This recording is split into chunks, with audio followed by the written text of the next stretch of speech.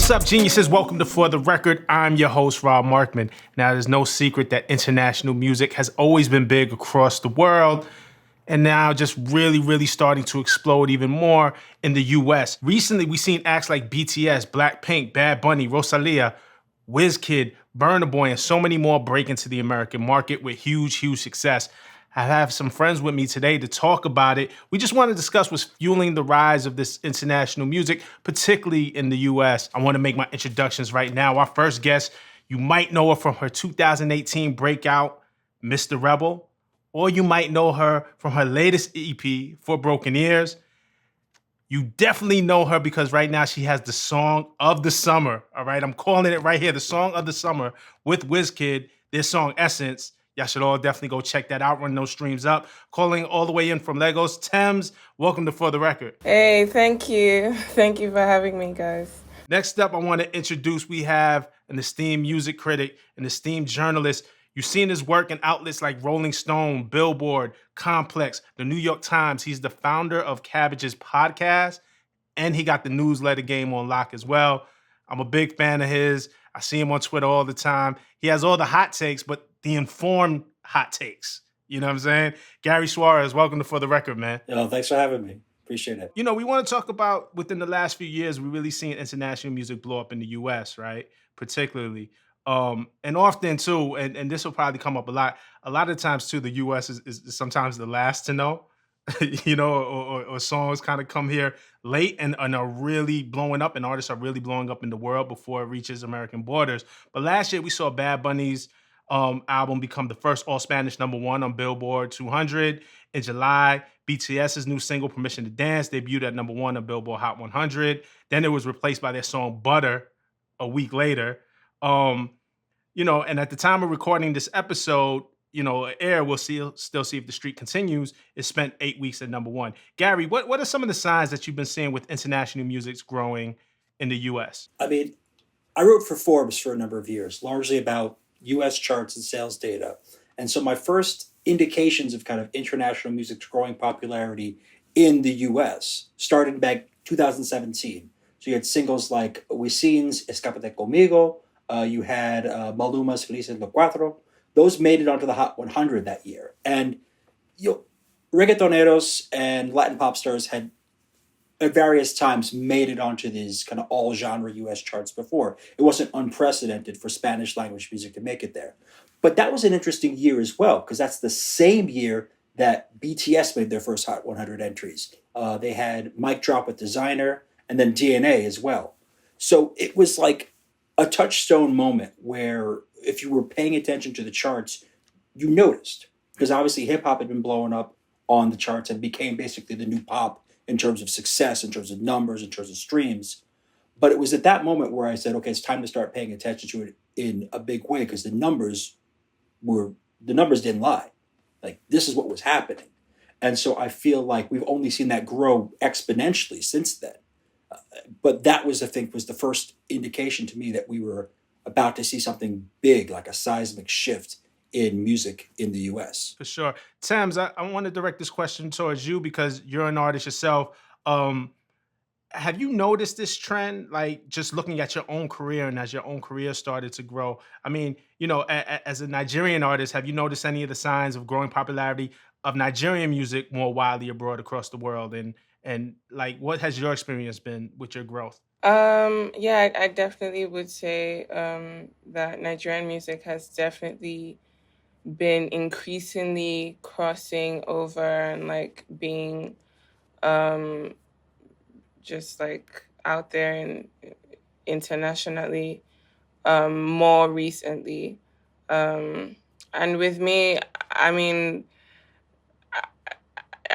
Essence is just like an example of that, but there's so many other songs and so many other artists, not just Wizkid, there's Burna Boy and there's Davido, and there's so many other like artists that just have, you know, crossed over, and it's just like increasingly gaining more attention recently, especially. Is that affirming for you to watch Nigerian music grow in popularity worldwide? Like, and I asked that question obviously coming from the US, and I think often, particularly in music and pop music, the US has a view that's just very narrow about music and the rest of the world. And I say that saying I think the US is about time, and there's a lot of catching up that had to be done in the US. But is it affirming for you to see that growth? Do you feel some sort of sense of accomplishment seeing that growth worldwide and particularly in the US, or um is it less important to you? Um, I don't see it as an accomplishment of mine personally, but it is it is good, and I think it's hope for Nigerian people and Africans, and there's like a light being shone on Africa right now, and I would say it's hopeful in general.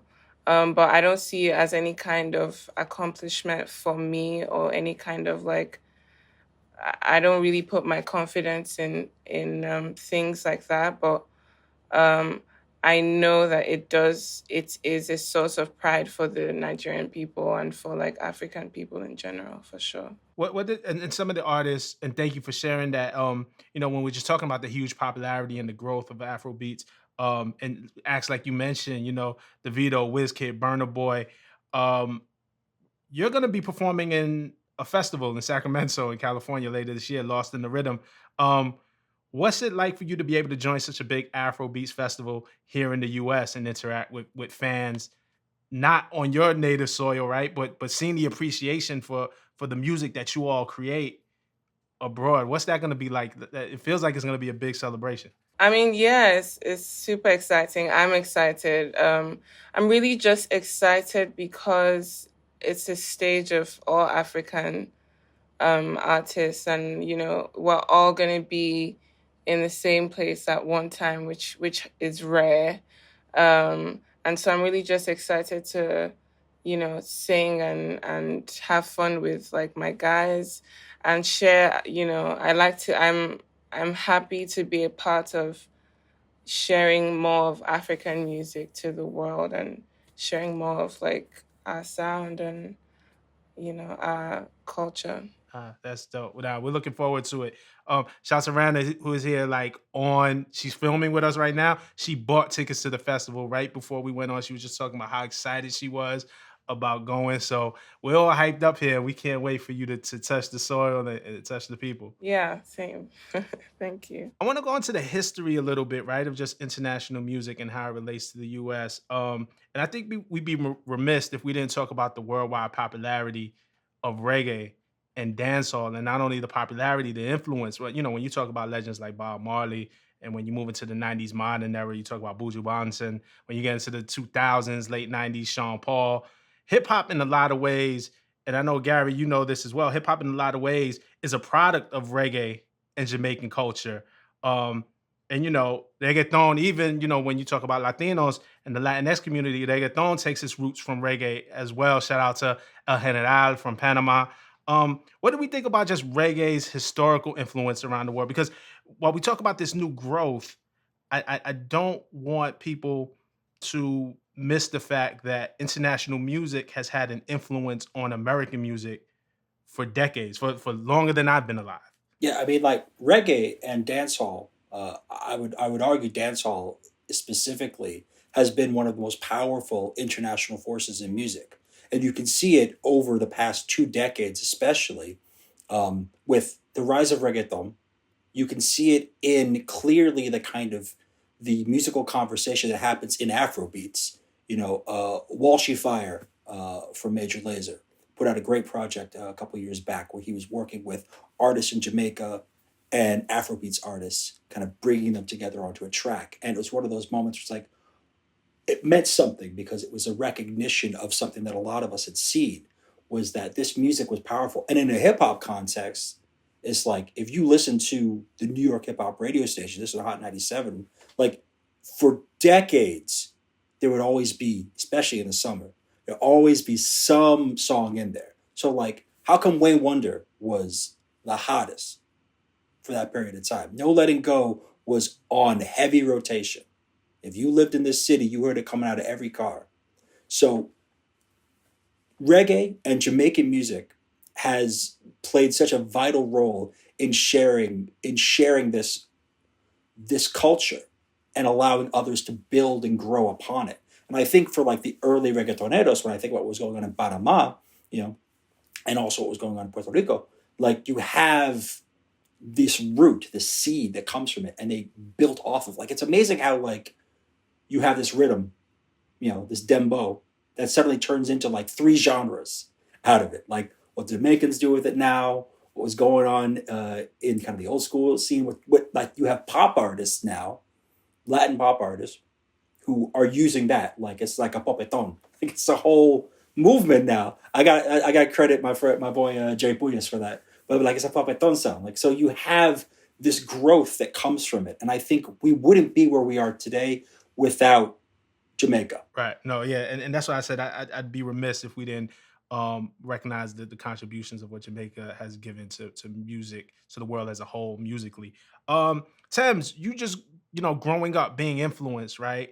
Knowing that you wanted to be an artist. Who was some of the artists that you looked to across the world, be it African artists or otherwise, that really influenced you to do what you do? In general, I think I mean I listen to like a lot of people that weren't African.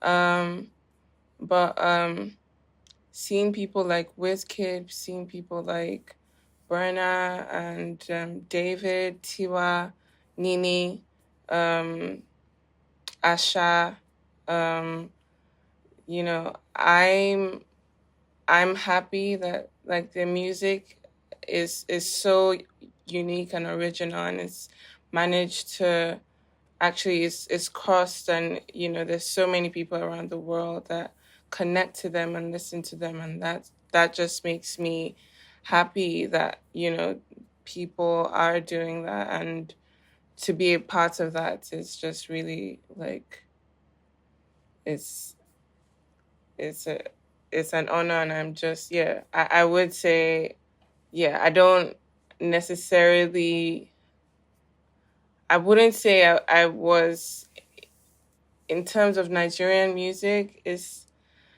more of I connect to them on our culture, but not necessarily like in terms of the music. I'm just happy that it's out there, and I love Afrobeats, but it's not Afrobeats is not what I actually do, so I'm not influenced by that. But yeah, I'm just happy that it's all coming out and it's all going and popping up. Yeah. Yeah, the amazing part of this conversation too, and we talk about just influence across the world and musical influences is, a couple of years into your career, as you get further along into your career, it'll be interesting to see the young artists who look to you for inspiration, who look to you for growth, and what parts of the world they'll pop up in. I always love that about interviewing artists. Um, and seeing their influence grow, not just the stats, not just the streams or the plaques or something like that, but who you influence and who comes behind you and says, "Hey, I wanted to do this because I heard Thames and it spoke to me." And I think that'll happen. There's some artists in the U.S. right now who is listening to you and being inspired, and there's an artist in Nigeria listening to you and being inspired, and in the UK. So all across the world now, I think we're going to see this, and it'll be interesting to see 10 years from now, kind of who pops up and the influence you have. I'm really excited. Hopefully, you'll come back even then and talk to us about it, and we can all have this 360 conversation. Yeah, I like that. Gary, I want to go back to you. Another huge moment, I think, and we lived in look, man, I remember, maybe it's because I grew up in New York City, but my parents playing like the Fania All Stars in the house and stuff like that. So when you talk about Latin music and the influence, and um, I just remember even freestyle music, even though that was a US based genre. You remember that first big Latin explosion with Ricky Martin in the late 90s, early 2000s, and J Lo. But one of the big international hits that's often cited as an early sign of Latin music's recent growing success is Luis Fonsi's Despacito in 2017. The song peaked at number one on Billboard's Hot 100, charted, topped the charts in several countries. Um, the music video is YouTube's second most viewed video of all time behind Baby Shark. So that shows you the power of Luis Fonsi and Despacito. I'm sure the Justin Bieber remix did not hurt, you know what I'm saying? Even though he butchered the words, I'm still mad at Justin for that when he performed that, but it is what it is. What do you think about the success of Despacito, and what that meant for this growing trend of Latin music across the world more broadly? I mean, I think that Despacito moment, I mean, it was spent something like so long on the Billboard charts on the Hot 100, they had to retire it. Like they actually, like it fell into legacy mode at that point because it was on there so long. And I think Despacito made a lot of people stand up and pay attention in the industry specifically. As you're well aware, and I imagine some people watching this are well aware, like all the major labels have Latin divisions. They have their own groups within. And so there's often, at least, from an outside perspective, it often feels like those artists are siloed. Like it's like they go into their place and you go in your place, and we're not really connecting with each other and talking to each other. And I think what happened post Despacito in the kind of immediate wake of it was this recognition of, oh, there's something there. There's something about bringing people together. Because like bringing Luis Fonsi and Daddy Yankee together on the original version of that song was already a moment, was already an important moment, and kind of recognized Daddy Yankee's growth as a pop artist from beyond his roots as like the breakout reggaeton guy. And then bringing Justin Bieber in is what brought it over the line. And, regardless of that sort of like, freshman year high school pronunciation, it was that star power. But it was also recognition that you were taking like three artists who represented kind of different modes together. And then it started making the industry immediately think about, okay, collaboration. Okay, who can we get together? Who can put on this? Who can put on that? And like some of it is better not discussed. Some of it didn't really come out quite so nice. But it also allowed more opportunities for Spanish language artists to get some shine. And I think that while I don't think that Despacito was like the thing that made the dam break, I think that it was the first visible sign that the dam was breaking. Because I don't think you don't get the Bad Bunny moment without that catching people's ears. I think that you would have had Bad Bunny break through either way, but I think you have a star talent like that goes through. But I don't think that you get the attention and the respect for this music without seeing something that is like a commercial dynamo, a chart and sales dynamo like that, like Despacito was. Right. No, for sure. And then you make a good point though about the Bieber collaboration, kind of like this international collaboration of and we've seen that kind of replicated, right? Like J Balvin and Willie William, who is a French DJ, had Mi Gente, and that was a big record. And then we get the remix with Beyonce, and then it kind of feels like this fusion of artists coming together from all across the world to make hits together. Taki Taki with DJ Snake and Cardi B and Selena Gomez, all kind of from different walks. I Like It, which featured Bad Bunny and J Balvin and Cardi B. Why do you think we're seeing these international collaborations? Obviously, I think they're successful, right? So it's a way for some artists to get on the charts for real. So there's a real business decision, and you can weigh in on that, but also the artistic decision of how artists pair with each other on these international collaborations like that. Yeah, I think there's a certain amount of it that's opportunism. And I don't mean that in the most negative of context. I mean a little bit. But it's opportunism. It's like, okay, this is what's hot right now. Let's get on that. It's like I think about like when, Rihanna's Rated R album had like dubstep beats on it. So you just sort of like, that was what was going on. That was really hot in the UK. It was a spreading sound. It was becoming an arena sound. And I think she did a great job with it. But it's not like she's going back and making more dubstep songs right now. The difference was that what was happening in Latin music and what was happening in a lot of other styles as well was that there was already a big core fan base, a longevity, a history that went with it. And I think a lot of smart artists and their teams recognize that superstars are global. They're not local. You look how like rockers toured the world in like the 90s, made millions. You know, you think about your Guns N' Roses, your Metallicas. Think about how pop stars did the same thing, toured the world, made millions. So like if you're trying to take your career to the next level, going the international route, having an international collaboration feels like a good move. It could end up being a novelty. It could end up being a one-off, but I don't think BTS's mic drop saved Designer's career per se, or brought it back to the level that he had at Panda. But what it did do was it kept him in that conversation. It showed that he was willing to do other things, and I think that helps in terms of cultivating a longer-term fan base.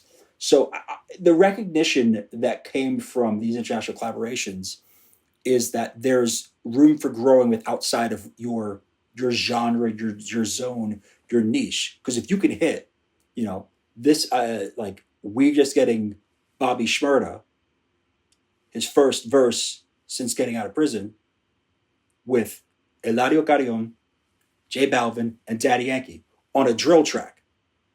Like, that's incredible. That is a move that a lot of people did not anticipate. And I think that smart artists recognize that it isn't just about making sure that you're hot on the block. It's about making sure that if you're trying to have a career and really make a lot of money and have the level of growth that is superstar level, you have to be thinking outside of one sound. No, for sure. Absolutely. Tems, I'm going to throw this one to you. Anybody in the world you could collaborate with. It could be anybody, any genre. Who would you love to do a record with at this point in your career? Probably Aya Nakamura. I really like her. I think she's cool. Yeah, I haven't really thought about it too much, but she's the person I'm thinking about right now. No, that's amazing. And I believe in speaking things into existence. So it's like sometimes when it comes out of our mouth, like, now we got to let that collaboration happen. It's out there in the world. I mean, it probably is going to happen anyway in the future. Who are you listening to now? And I know some artists too, there's two types, right? Like you listen and you can listen to music, and some artists, when they're locked in working on their own stuff, some artists don't like to listen to anything and just be very like laser focused on what they're working on. Are you listening to anything right now? Like what's on the Tems playlist right now? A lot of UK drill. A lot of UK drill. I love Dave. We've touched base just like a few times, but he just dropped an album and that's what I've been on. And I've been on like UK drill, Pasaliu Gets. I'm kind of like a rap person. I listen to more rap than actual songs. But yeah, UK drill is what I'm listening to. Shout out to Dave. Definitely has a new project out. He's been the Genius before. Love to have him back. So Dave, if you're watching, come on back, man. We want to break down some of these lyrics. But UK drill is really interesting also because, if you look at the way that drill music that originated in Chicago had the impact on UK drill, and then it became its own thing in the UK and really just took on a life of its own, right? And then how UK drill in turn comes back and influences Brooklyn drill over here in New York. I think just the examination of drill music is one of those things where genre just completely breaks down borders across the world, and each spot has their own twist on it. Even here in the US, Chicago drill and BK drill are like totally different, and it's just cool to see it come 360 like that. And I hope to see a lot more collaboration. And Gary, to your point, and like it just occurs to me as I'm speaking, that even makes more sense for Bobby Shmurda to be on a UK drill inspired beat, even though it's with Eladio. You know what I'm saying? Even though, we have the Spanish version of that, it's still something that very much he was a part of helping to blow up, at least here in the States as well. Yeah, 100%. And I feel like, it's like you look at like some of the tracks that Rowdy Rebel's been on since he came back, also have that kind of drill feel who he's collaborating with, and it's not just in one mode. So I feel like both of those artists kind of understand their role, their influence, and how they can now come back in and be part of the broadening, wider sound that's come from it. There's no question of it. I mean, there've been guys like like John Z who have just been doing it. I mean, they've been doing it almost like without people realizing it. Eladio Carrion has been like putting out drill tracks on his mixtapes again and again and again. Yeah, him and Balvin had another collaboration last year. It was dope. They sounded amazing. Like I was surprised when I heard Eladio do drill tracks, but it was like, yo, this sounds really dope. Yeah, and like that's what we're getting with the Schmurda thing. We're getting the remix of Eladio and Balvin. We're getting Tata, which is already a hard, cold track, and then it's like we're getting Schmurda on there, and you're getting Daddy Yankee on there. And that Daddy Yankee part is, I think, probably the most interesting element. It's like, okay, so you've never heard Daddy Yankee over a drill track. So now it's a recognition of like, okay, this is significant. You've got multiple, streams coming into this. And I think that drill is this sound that continues to evolve. And, I think about what like, Chucky Siete Tre is doing up in the Bronx. Those guys are doing amazing things up there, adding in like their own sound to it. That's still like, some people are like, oh, is that drill? I'm like, it is. It's like what they're doing is that. So I feel like we're seeing almost in real time how a sound can evolve across borders and speak regionally, but also speak internationally. Right. Yeah. And that's the type of collaboration I love to see, because I love to see the success on the charts, but things like that just feel so natural. Music, we often say, is the universal language. And I don't know if we've always practiced that, particularly here in the States. Again, I think the borders have been closed off, and actually living into it now, how music can truly be a universal language is amazing. I'd be remiss also, we talked about all these different global genres. K-pop is having a huge moment, and has been for several years. And you look at K-pop's growing popularity in the US, and also the influence that K-pop has taken from pop, rock, dance music, hip hop. Um, Modern K-pop started, in around the 90s, increasingly grown popular since then. Acts like the Wonder Girls, Psy, shout out to CL. CL came to Genius years ago to break down her music. Now we have BTS, Twice, BLACKPINK, all having major crossover success. Gary, when did you first realize that K-pop was crossing over to the US? I mean, like the easy answer to that is Psy and Gangnam Style. Like obviously that song was pervasive, ubiquitous. Like I remember, like I went to spectate at a marathon in DC, and on one of the mile markers there was like a big speaker setup, and they were playing that song on a loop, and that was to me one of the indications, like, okay, this is maybe a little big. Now I think for a lot of people, they were sort of saying, okay, maybe this is like a novelty song, this is a fluke. But it's like, I think that from my perspective, when I was writing at Forbes about Latin music, I had counterparts there who were writing about K-pop. And those were really the only two international genres, or, speaking broadly, two international sounds that were getting that level of coverage. It was a lot of very American-centric stuff beyond that, very English language-centric.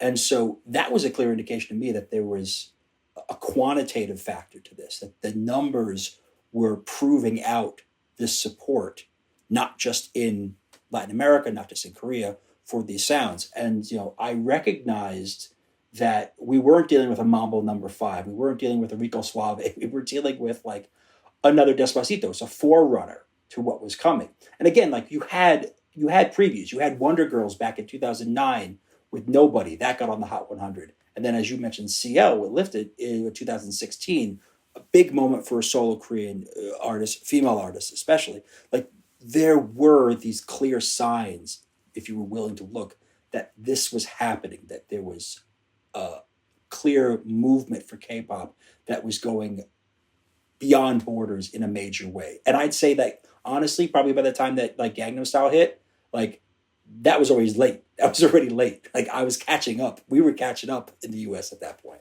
Right. Yeah. Which, and I alluded to earlier, often happens. The US is often the last to catch on. I grew up in Flatbush, Brooklyn, heavy West Indian neighborhood, a lot of reggae and dance hall, and a lot of times the dance hall records that we would get here in the States had already burned out in Jamaica. It was like, oh, that was last year's record. Like y'all are just catching up. So it's interesting to see this all happen in real time. I want to talk about, while we're talking about K-pop, the fan armies.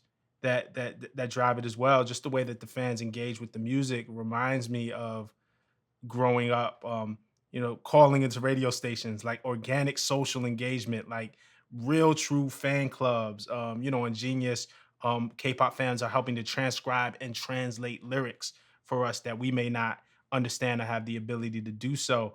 Talk about the fan armies and how they've helped propel the music and the success of the music also. I mean, what's stunning about the K-pop fan armies is the level of organization. They have grasped in ways that other fandoms, like we think about like the Barbs, or we think about the Bayhive, we think about the other fandoms haven't even gotten to that level of sophistication yet. They understand how a song goes to number one in such a real way. They know how to manipulate the system to make things happen for their artists. And when I say their artists, it's like when these artists win, they win. They feel like they win. They are part of the process. They are absolutely fundamental to the success of these artists. But they don't see the success as exterior. They identify in a real way as members of these groups. And I think that that's the real game changer for them. That's why you see this growth, because you have this willingness to stand in such a way that it's not just standing to yell at some people online. There's plenty of that goes on. It's standing to see results and to help see through the success of these things. And I think it's extraordinary. And it's the kind of thing that I think 20 years from now, they're going to do detailed academic studies on, about how this happened, the demographics behind it. And it's truly international in that respect. It's happening all over. And it's hard not to, even if with some of the problematic aspects of the fandom, some of the toxicity that happens to that, you have to respect the overall movement, because it's extraordinary what's happening.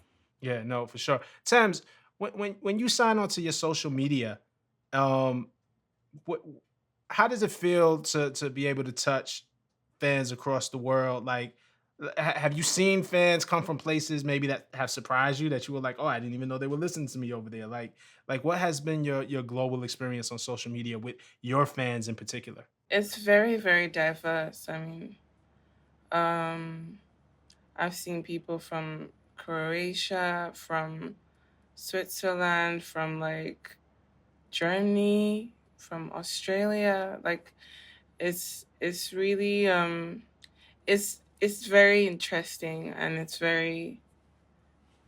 crazy. It's just crazy that I could be in Lagos and someone across the earth is connecting to my music and like texting and DMing me and like sending me messages online. But yeah, it's very interesting. It's very diverse. Yeah, for sure. No, that's such an amazing. Um, it's just amazing to watch, and again, I take a real joy in watching your career grow. So to know that you're getting those experiences and from all across the world is amazing, and was one of the reasons why we wanted to have you on for sure to talk about your experience. Um, Gary, I want to close out and kind of talk about, because we talk about social media, um, and again, I want to talk about the technology aspect of this as well, especially the DSPs, the Spotify's, your Apple Music's. I think there's been a real push across the streaming platforms, and especially as Spotify is now introduced in more countries and making playlists that feature more of a global view. um, YouTube as well. I think YouTube is a great indicator, because unlike the other DSPs, even though they do have YouTube Music, there's no pay for entry. Like YouTube is essentially, you can go on YouTube all day and watch as many videos as you want for free. And it really gives you a sense of what people across the world are listening to. So, if you could kind of sum up for us how the technology, the delivery of music, how we move from physical product to MP3 and now really in the streaming era, how that's also help move us along in this regard globally. Yeah, I mean, we've moved from a purchasing model to a consumption model, where it's like a sale in billboard terms or in terms of like the RIAA, who give out the gold and platinum and multi-platinum awards for those who don't know, like they no longer are bound to just the idea of you buying something to get a sale. It now means X number of streams gets you here, or X number of plays is an album now. So if you play 100 songs, that song 100 times, that can count as the album's sale. Like these metrics have changed, and listenership is reflected in that. So we can see on the YouTube stats, which are public and broken down often by country, if you want to drill down to it. You can go right on and see what the biggest songs right now are in the world, and you can go and see what the biggest songs are in a particular country, which music video wise especially, and that's incredible. You can see it in the charts that show up on the streaming platforms. Some of them are updated throughout a day, so you can see the fluctuations on a new release Friday. And I think from the listener's perspective, you're getting marketing information sent to you across platforms. You're getting hit on Twitter, Instagram, TikTok, everywhere. Like you're getting hit on all these different platforms with it. So you know to go on the day of and check it out on the streaming platform of your choice. I think the really powerful thing about it is that streaming allowed for international growth. So when we think about how if you had to go buy the CD back in the day, you and I go to Tower Records in the Village and whatnot, like you had to go and buy a record at Fat Beats. You had to do those things. You had to do those things for it to count. Now you can be in a country that does not have that, where the poverty level is an entirely different situation. But if you have a phone or an internet connection, you can stream a music video. And that can count towards the artist's success, both in a sales sense, depending on the region, or it can be in just their popularity. The game changed because we allowed more people to be part of the process. I'm not going to go and say that we're at a democratic point. I think that there's still plenty of, again, we got the marketing says it right there. You're still getting hit, with major label content. That's still the stuff that's going to bleed through the most because that's what you're being hit with. But you're allowing more people to be part of this process and make these choices.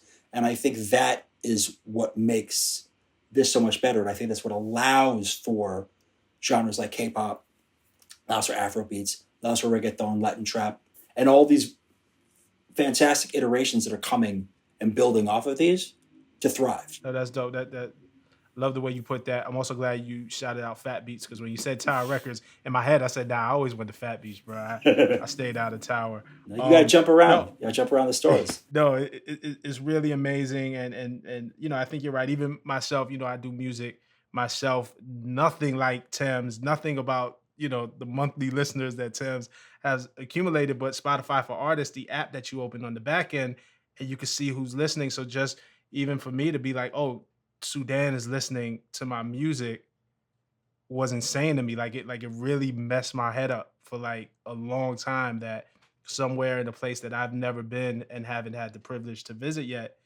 is listening to my music. So I can imagine for an artist like Tems, who is in every single country right now with listenership, what that is. I want to, start wrapping it up, but Tems, I want to throw it to you just if you have any closing thoughts about what we've been talking about today and really just the future of your career and where you plan to go from here. I think music is evolving. Music is always evolving, and music is always changing and growing into things. And what's happening now, like Gary said, is like the internet and like streaming and having access to all these things has definitely made a huge impact in general on the entire world. And I'm just looking forward to seeing where the music goes. And I like to experiment. I love new music. I love trying new things. I love hearing new things. And yeah, I'm really just excited in general for like the future, and just excited to share and hear new music in total. Yeah. That's super amazing. Thank you for that. And you have a home at Genius, so you know what I'm saying. Like I would love as your career grows that we keep this relationship. I know you were recently on our open mic series, which we are all very excited about. So you know that it was super dope. So thank you for that. And we're excited about seeing you grow and seeing where you're gonna take it because you're also the future of music. So a lot of where it's going is are choices that you're making in the studio.